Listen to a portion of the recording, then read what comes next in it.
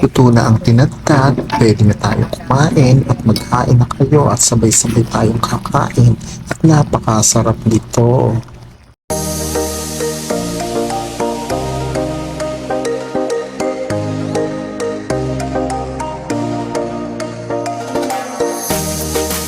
Hello sa inyong lahat. Ang isi-share ko naman sa inyo ay ang ginisang tinadtad. Mag-isa tayo ng bawang, mapula na ang bawang, ilagay na natin ang sibuyas. Hintayin natin mag golden brown. Ayan, maglagay na tayo ng patis. Masarap ang patis dito sa pagigisa ng ating tinadtad.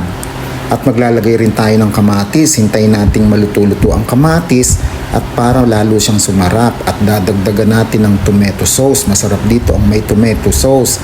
Isang kutsa nating mabuti sa tomato sauce yung ating tinadtad. Ayan, ang sarap ng itsura niya, di ba? Ang sarap-sarap ng ating tinadtad.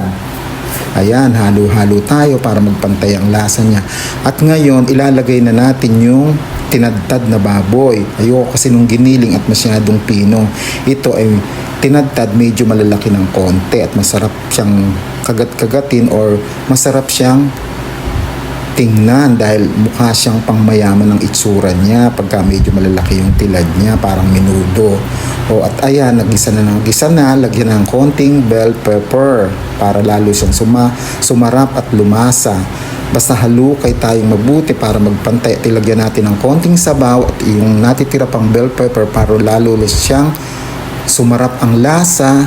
And then takpan natin, pag malambot na, ilagay na natin yung patatas. At pag malambot-lambot na ang patatas, ilagay na natin yung mixed vegetable o yung frozen mixed vegetable na mix ng carrots, green peas, mais. Ayan, halo-halo tayo para magpantay yung lasa at sarap.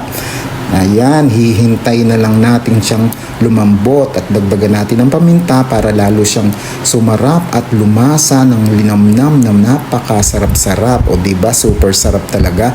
At ayan, halos maluto-luto na yung ating nilulutong tinadtad. Kaya alina kayo, kung inina ang kanin nyo ay sabay-sabay na tayong kumain at tingnan nyo naman ang itsura niya at napakasarap ng ating tinadtad. Diba, ang sarap.